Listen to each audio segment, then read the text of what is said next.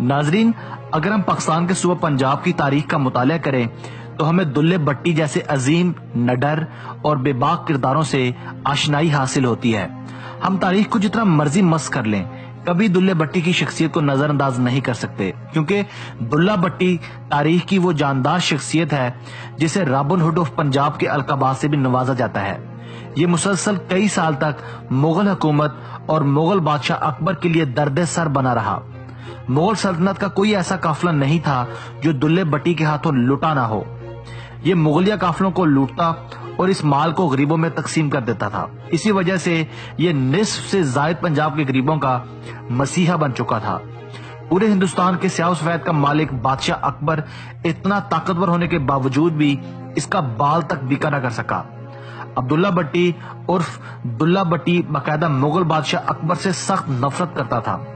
اس نفرت کی کیا وجہ تھی، اس کا ذکر ہم ذرا بعد میں کریں گے، لیکن یہاں ایک بات قابل ذکر ہے کہ جتنی دیر دلہ بٹی پنجاب کے اس خطے میں رہا ہے، اتنی دیر یہ علاقہ جسے پنڈی بٹیاں کے نام سے جانا جاتا ہے باقاعدہ علاقہ غیر بنا رہا۔ مغل فوج کی اتنی جرأت نہیں تھی کہ وہ اس علاقے میں آ کر اپنی منمانیاں کرتے، بلکہ دلہ بٹی تک کے نام سے مغل کانپ اٹھتے تھے۔ دلہ بٹی کے جاؤ جلال کا یہ عالم تھا کہ اس کی سرگرمیوں سے تنگ آ کر بادشاہ اکبر اپنا دارالخلافہ آگرہ سے لاہور شفٹ کرنے پر مجبور ہو گیا تاکہ مسئلہ دلہ بٹی سے نپٹ سکے۔ آج بھی انڈیا کے صوبہ پنجاب میں باقاعدہ دلہ بٹی ڈے منایا جاتا ہے، مگر ہماری نصف سے زائد آبادی کو دلہ بٹی کا نام تک معلوم نہیں ہے۔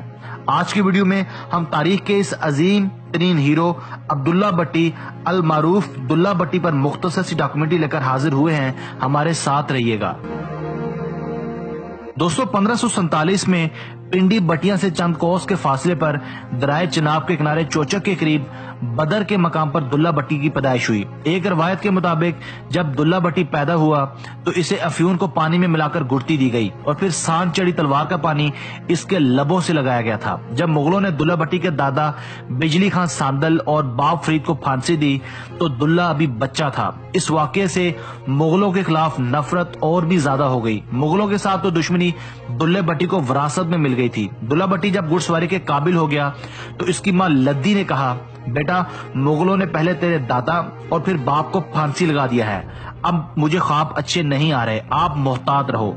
اس کو بہت نصیحتیں کی تو دلہ نے ہنس کر ماں سے پوچھا، ماں جب میں تیرے شکم میں تھا تو کیا کھایا کرتی تھی؟ ماں نے کہا، بیٹا تیرا باپ دادا مغلوں کے قافلوں کو لوٹ لیتے تھے، میں سب نعمتیں کھایا کرتی تھی۔ دلہ نے پوچھا، جب میں پیدا ہوا تو مجھے گٹی یعنی گڑتی کس چیز کی دی گئی تھی؟ ماں نے کہا، بیٹا افیون کو پانی میں ملا کر اس کی گڑتی دی گئی تھی اور سان چڑی تلوار دھو کر وہ پانی تیرے لبوں سے لگایا گیا تھا۔ دلہ نے پھر پوچھا، ماں میرا نام دلہ تم نے رکھا تھا؟ ماں نے کہا، ہاں۔ اس پر دلہ بولا، ماں پھر ڈر کے اندر وڑ کے زندگی دے دن نہیں گزار سکتا۔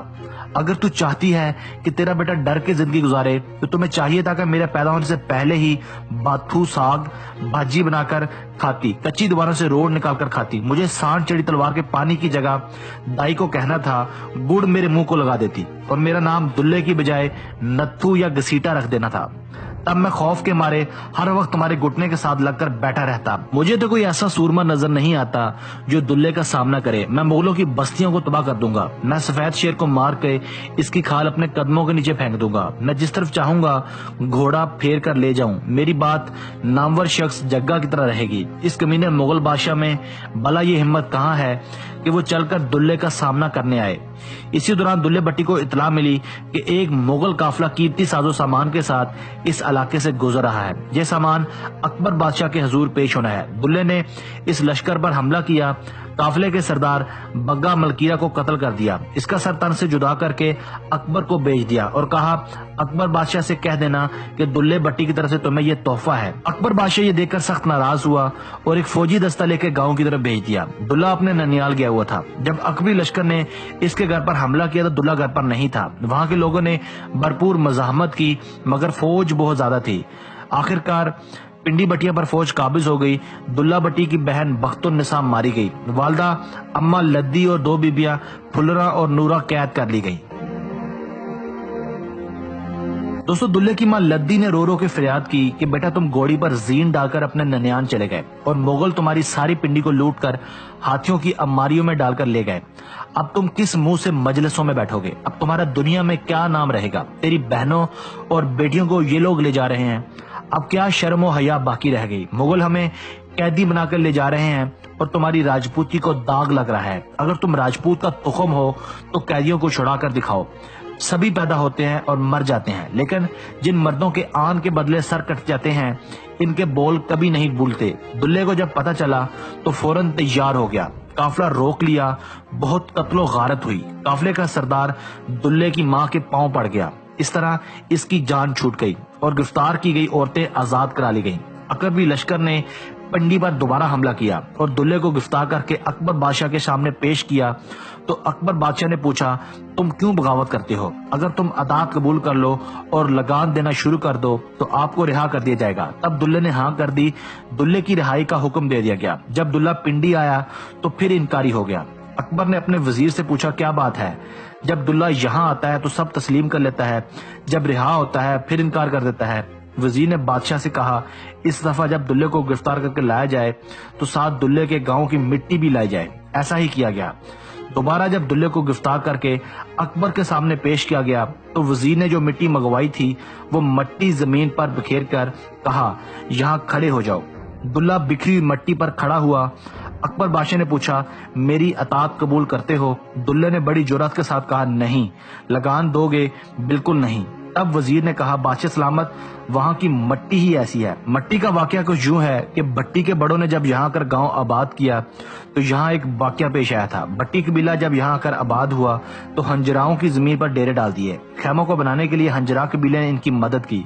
تقریباً 25-30 سال یہاں بسر کیے. ان کی گزر اوقات جنگلی پھلوں اور جنگلی جانوروں کے شکار سے ہوتی تھی. پنڈی بٹیا اب جس جگہ پر آباد ہے یہاں پر ایک ٹبا تھا. اس کے گرد گھنا جنگل تھا. ایک دن بھٹی قبیلے کے جوان شکار کی غرض سے جنگل میں گئے تو دیکھا ٹبے کے ساتھ ایک بھیڑ کے 2 بچوں پر بھیڑیا حملہ کر رہا ہے، لیکن بھیڑ بچوں کو بچانے کے لیے ڈھال بنی ہوئی ہے. ناظرین یہ واقعہ دیکھ کر شکاریوں نے بھیڑیے کو مار بھگایا. بھیڑ اور بھیڑ کے بچے کو پکڑ کر لے آئے. اپنے بزرگوں کو جب یہ واقعہ سنایا تو انہوں نے فوراً آ کر وہ جگہ دیکھی اور سوچا جس جگہ پر بھیڑ نے ایک خونخوار درندے کے سامنے اتنی جرأت کا مظاہرہ کیا ہو وہ مٹی کیسی ہوگی. البتہ انہوں نے اسی وقت فیصلہ کر لیا ہم اسی جگہ پر اپنا قبیلہ آباد کریں گے. البتہ پنڈی بٹیاں آج بھی اسی جگہ پر آباد ہے جہاں پر یہ واقعہ پیش آیا تھا اور یہ وہی مٹی تھی جو اکبر کے دربار میں لائی گئی تھی. اکبر بادشاہ نے دلے بٹی کو پھانسی دینے کے لیے آرڈر جاری کر دیے. پھانسی دینے والے ملک علی کوتوال سے کہا پھانسی دینے سے پہلے دلہ جو کہے وہ مجھے آ کر بتانا. چنانچہ 26 مارچ 1599 کو محلہ نخاس موجودہ لنڈا بازار کے قریب نولکھا بازار میں دلے بٹی کو پھانسی دے دی گئی. جب دلے بٹی کو پھانسی دینے لگی تو وہاں صوفی بزرگ شاہ حسین تشریف لے آئے جنہوں نے دلے بٹی کا جنازہ پڑھایا. ویورز ایک روایت کے مطابق ایک مرتبہ بادشاہ اکبر کا بیٹا جہانگیر شیخو پورہ کے نزدیک دلے بٹی کے ساتھیوں کے ہاتھوں گرفتار ہو گیا. جب اسے دلے بٹی کے پاس لے جایا گیا تو دلے بٹی نے اسے یہ کہہ کر چھوڑ دیا کہ میری دشمنی تیرے باپ کے ساتھ ہے، تیرے ساتھ نہیں ہے. اسی طرح سے ایک مرتبہ خود اکبر بادشاہ بھی اسی طرح دلے بٹی کے ہاتھوں گرفتار ہو گیا، مگر اس نے یہ کہہ کر اپنی جان چھڑوا لی کہ میں اکبر نہیں بلکہ ایک درباری بھانڈ ہوں، جس پر دلے بٹی نے اسے رہا کر دیا. جب اکبر بادشاہ باقاعدہ بے بس ہو گیا تو اس نے دلے کو پھانسنے کا ایک اور منصوبہ تشکیل دیا.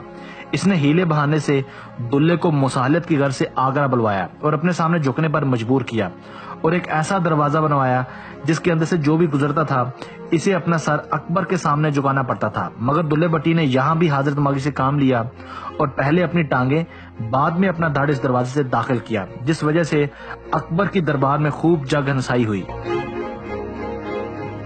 دوستو اس واقعے کے بعد اکبر نے دلے بٹی کی گرفتاری کے احکامات صادر کروا دیے اور فی الفور کیس چلا کر پھانسی دینے کا فیصلہ کروا دیا. یوں پنجاب کا یہ ہیرو اکبر کے غیظ و غضب کا شکار ہو کر امر ہو گیا. اس کی نماز جنازہ اس وقت کے بڑے صوفی بزرگ مادو لال حسین شاہ نے ادا کروائی جو دلے بٹی کے بہت اچھے دوست بھی تھے. دلے بٹی کی قبر لاہور کے میانی صاحب قبر